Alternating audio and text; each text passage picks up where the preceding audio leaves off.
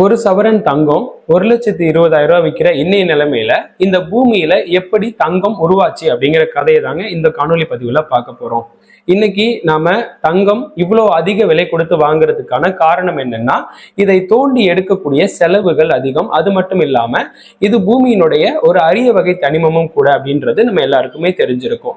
அப்படி இருந்தும் இதே தங்கத்தை இன்னும் நம்ம மலிவான விலைக்கு வாங்குற அளவுக்கு தங்க கையிருப்பு இந்த பூமிக்குள்ளேயே இருக்கு அப்படிங்கிறத நம்மளால நம்ப முடியாது. ஆனா இந்த காணொலி பதிவை நீங்க முழுசா பாத்தீங்கன்னா அதையும் நீங்க நம்புவீங்க. ஏன் அப்படி சொல்றோம் அப்படின்னு பாத்தீங்கன்னா, இதே பூமியினுடைய மைய பகுதியில கிட்டத்தட்ட நம்மளால கற்பனை கூட பண்ணி பார்க்க முடியாத அளவுக்கு தங்க கையிருப்பு நிறையவே இருக்கு அப்படின்னு சொல்றாங்க.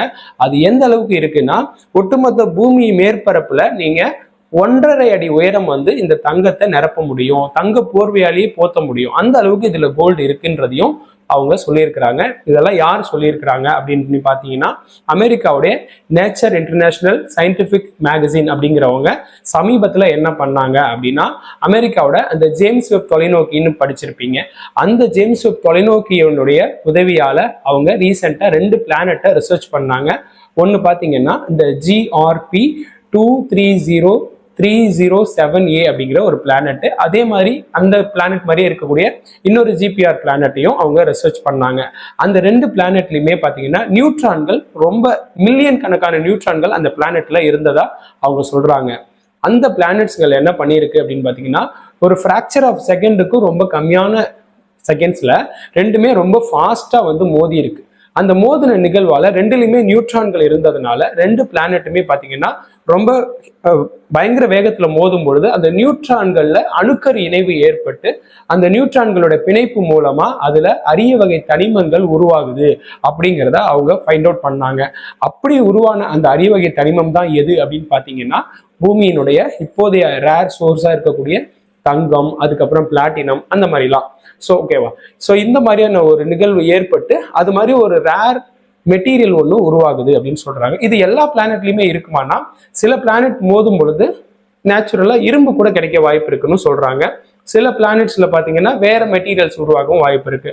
ஆனா இந்த நியூட்ரான் எண்ணிக்கை அதிகமா இருக்கிற பிளானட்ஸ் ஒன்னோட ஒன்று மோதும் போதுதான் கோல்டு உருவாகுது அப்படின்னு சொல்றாங்க. இதே நிகழ்வு இப்போ உருவானது மாதிரியே ஏற்கனவேவும் உருவாயிருக்கு. அது எப்போ அப்படின்னு பாத்தீங்கன்னா, இந்த பூமி உருவான காலகட்டத்துல. ஸோ பூமி உருவான காலகட்டம் அப்படின்னு பார்த்தீங்கன்னா ஒரு 465 கோடி வருஷம் இருக்குங்களா.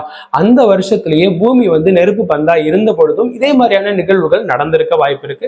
அந்த நிகழ்வுகளுடைய விளைவால பூமியினுடைய நெருப்பு கோலத்துக்குள்ள இந்த நியூட்ரான்களுடைய தாக்குதல் காரணமா உருவான பிளானட்ஸ் என்ன பண்ணுதுன்னா, அதோடைய பாறைகளை பூமியினுடைய மையப்பகுதியை நோக்கி கொண்டு வந்துருச்சு. அதனால பூமியினுடைய மையப்பகுதி இப்பவும் பாத்தீங்கன்னா நெருப்பு கோலம் மாதிரி இருக்கு.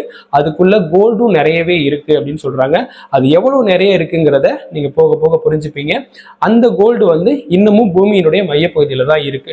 அதை எடுத்தா தான் மேல போர்வையா நம்மளால போத்த முடிகிற அளவுக்கு எடுக்க முடியும் அப்படின்னு சொல்றாங்க. ஆனா அதை எடுக்க முடியாது. என்ன ரீசன் அப்படின்னா, அதுக்கான ரீசன்ஸையும் நான் பின்னாடி சொல்றேன். இப்போ இந்த மாதிரியான நிகழ்வுகள் நடக்குது பாத்தீங்களா. இந்த ஒரு நியூட்ரான் இருக்கக்கூடிய ஒரு பிளானட்டும் இன்னொரு பிளானட்டும் மோதிக்கிற நிகழ்வுகள் இருக்கு பாத்தீங்களா. இதை கிலோனோவா நிகழ்வு அப்படின்னு சொல்றாங்க. இந்த கிலோனோவா நிகழ்வுகள் பாத்தீங்கன்னா ஆர் ப்ராசஸர்ங்கிற ஒரு ரேபிட் ஸ்பீட்ல ஏற்படக்கூடிய ஒரு அட்டாக்ஸ். ஸோ இந்த அட்டாக்ஸ் மூலமா தான் இதெல்லாம் நடக்குது அப்படின்னு சொல்றாங்க. ஸோ அப்படி பார்த்தா இப்போ பூமியினுடைய மேற்பரப்புல எப்படி கோல்டு செதறி கிடக்குது அப்படின்னா, இதே பிளானட்டோடைய நிகழ்வுகள் மேல நடக்கும் பொழுது அது ஏற்கனவே நம்மளுடைய பூமி உருவான காலகட்டத்துக்கு பிறகு ரொம்ப நாள் அதுக்கப்புறம் என்ன ஆயிருக்குன்னா, அங்கங்க பரவலா பூமியில கோல்டு ஸ்டோர் ஆயிருக்கு. ஸோ அதுதான் இப்போ நம்ம மேற்பரப்புல இருந்து அங்கங்க வெட்டி எடுக்கிறோம். இந்த மேற்பரப்புல இருந்து வெட்டி எடுக்கிறதுக்கும் நம்ம இப்போ நிறைய செலவும் பண்றோம். ஸோ இதனாலதான் இப்போதைக்கு இந்த கோல்டு ரேட் இவ்வளோ ஹெவியா இருக்கு. சரி, ஓகே, இந்த கோல்டு ரேட் எல்லாம் நம்ம இன்னும் கம்மி பண்ண முடியுமா, இன்னும் நிறைய நமக்கு கிடைக்குமா அப்படின்னு கேட்டீங்கன்னா, கிடைக்கிறது ரொம்ப ரேர் தாங்க. என்ன காரணம்னு பாத்தீங்கன்னா, நம்ம பூமியில இருக்கு, ஆனா அதை நம்ம எடுக்க முடியாது. ஏன்னா அது பூமியுடைய மைய அச்சாணியில இருக்கு.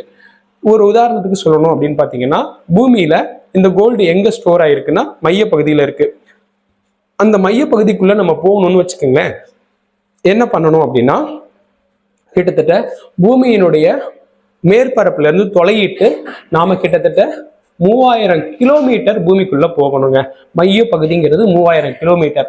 அந்த பகுதிக்குள்ள போனா வேணா எடுக்கலாம்.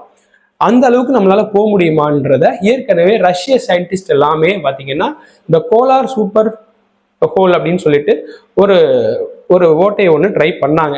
ஆனால் அந்த ஒரு ஓட்டை மூலமா அவங்க உள்ள போகலான்னு ட்ரை பண்ணும்போது வெறும் 12 கிலோமீட்டர் தாங்க அவங்களால தொலையை நுழைக்க முடிஞ்சுது. அதுக்கு மேல அதுல வெப்பநிலை அதிகமா இருந்தது. அதனால அவங்களால அவங்க கைவிட்டாங்க அந்த திட்டத்தை. ஆனா இப்ப நம்ம பாத்தீங்கன்னா 3000 கிலோமீட்டர்ல அது இருக்குன்னு சொல்றோம். இந்த 3000 கிலோமீட்டர்ல நம்ம போய் ஒருவேளை கோல்டை எடுக்க முடிஞ்சா என்ன பண்ணலாம் அப்படின்னு பாத்தீங்கன்னா, கிட்டத்தட்ட அங்க இருக்கக்கூடிய கோல்டு ஸ்டோரேஜோட லெவல் மட்டும் எவ்வளவு சொல்றாங்க அப்படின்னு பாத்தீங்கன்னா 16 குவாட்ரில்லியன் டன் கணக்குல இருக்கு அப்படின்னு சொல்றாங்க. இந்த 16 குவாட்ரில்லியன் டன்ன்றது என்னங்க அப்படின்னு கேட்டீங்கன்னா, 16 குவாட்ரில்லியன் டன்ன்றது 16 கோடி ரூபாய் அப்படின்ற கோடி டன்ஸ் அப்படின்னு சொல்ற மாதிரி சொல்றாங்க. ஸோ இவ்வளவு டன்ஸ் அந்த கோல்டை நம்ம வெளியில எடுக்க முடியாது. என்ன காரணம் அப்படின்னு பாத்தீங்கன்னா, எல்லாமே பாத்தீங்கன்னா மெல்டா தான் இருக்கு. ஏன்னா அது கிட்டத்தட்ட பூமியினுடைய அந்த மைய பகுதின்னு சொல்றோம் பாத்தீங்களா, அது 5400 டிகிரி செல்சியஸ் வெப்பநிலையில இருக்குங்க. இந்த இவ்வளவு வெப்பநிலைங்கிறது பாத்தீங்கன்னா சூரியனுடைய மேற்பரப்பு வெப்பநிலையினுடைய அளவுங்க. அதனால அவ்வளவு வெப்பநிலையை தாக்கு பிடிச்சி நம்ம அந்த அளவுக்கு உள்ள எல்லாம் பண்ணி எடுக்கவே முடியாது அப்படின்றதான் சொல்லியிருக்கிறாங்க. அது மட்டும் இல்லாம இந்த அளவுக்கு ஒரு கோல்டு சோர்சஸ் இருக்கிறதும் அந்த பூமியினுடைய அச்சாணியா செயல்படுது. அதனால அதை எடுக்கிறதுங்கிறது பூமிக்குமே பெரிய ஆபத்து தான் அப்படிங்கிறதையும் சொல்றாங்க. அதனால மேல இருக்கக்கூடிய கோல்டை தான் நம்மளால பயன்பாட்டுக்கு கொண்டு வர முடியும். சரி, ஓகே, அப்படின்னா இப்போ வரைக்கும் நம்ம நிறைய கோல்டு வச்சிருக்கோமே, கோல்டுக்காக தானே நிறைய நாடுகள்ல சண்டை கூட நடந்துட்டு இருக்கு அப்படின்னு பாத்தீங்கன்னா இதெல்லாம் ஒண்ணுமே இல்லைங்க அதை கம்பேர் பண்ணும்போது. ஏன்னா நம்ம எடுத்திருக்கிற கோல்டு பாத்தீங்கன்னா 100%ல வெறும் 1% தான் சொல்றாங்க. அப்ப 99% கோல்டு இந்த பூமியினுடைய மையப்பகுதியில தாங்க இருக்கு. அப்படின்னா என்னங்க, 1% தானே நிறைய இருக்கேன்னு கேட்கலாம். ஆனா அவங்க சொல்ற கணக்கு பாருங்க, வெறும் 2,00,000 டன் மட்டும்தான் நம்ம கிட்ட இப்போ நம்ம கையில காலில் கழுத்துல போட்டுட்டு இருக்கிற நகநட்டா இருக்கு. ஓகேங்களா, இது வெறும் 1%ங்க. ஸோ இந்த 1% கோல்டை நீங்க எல்லாத்தையும் மெல்ட் பண்ணி பாக்ஸா அடுக்குனா கூட கிட்டத்தட்ட 21 மீட்டர் ஹைட்டு, லென்த்து, வித்து இந்த அளவுல தான் ஒரு பில்டிங்கை உருவாக்க முடியும். அந்த அளவுக்கு தான் உலகம் முழுக்கவே கோல்டு இருக்கு. ஸோ இன்னும் வேணா நிலத்திலையும் நம்மளால எடுக்க முடியும், கொஞ்சம் தான் எடுக்க முடியும். அந்த அளவுங்கிறது பார்த்தீங்கன்னா இது மாதிரி இன்னொரு மடங்கு அளவு வேணா இருக்கலாம். அதுதான் நம்ம கிட்ட இருக்கு. இதை வச்சுக்கிட்டு மட்டும்தான் நம்மளால கோல்டை மாத்தி எக்ஸ்சேஞ்ச் பண்ணிக்க முடியும். அதனாலதான் கோல்டு ஒரு ரேரஸ்ட் சோர்ஸ் ஆயிட்டு அதோட ரேட் குறையாமலே இருக்கு. நம்மளால அந்த பூமியினுடைய மைய பகுதியில் இருக்கக்கூடிய கோல்டை நம்மளால எடுக்க முடிஞ்சதுன்னா மட்டும்தான் இந்த தங்கத்தோட விலையானது குறையலாம். ஆனா அதை எடுக்கவும் முடியவே முடியாது. அப்படி இருக்கிறதுனால மேற்பரப்பு தங்கத்து மேல மட்டும்தான் நம்மளால ஆதிக்கம் செலுத்த முடியும் அப்படிங்கிறத தான் அந்த ஆய்வறிக்கையில கடைசியா சொல்லி முடிச்சிருக்கிறாங்க. இந்த ஆய்வறிக்கை மூலமா நம்ம பூமியில எப்படி தங்கம் உருவாச்சுங்கிறதையும், அது ஏன் இவ்வளோ ஒரு ஹெவியான மெட்டீரியல், ஹெவி ரேட் மெட்டீரியல் அப்படிங்கிற நிலையிலையும் இருக்குங்கிறதையும் இந்த காணொலி உங்களுக்கு புரிய வச்சிருக்கும்னு நம்புறேன். இது மாதிரி அடுத்து ஒரு பயனுள்ள காணொலியோடு சந்திக்கிறேன். நன்றி, வணக்கம்.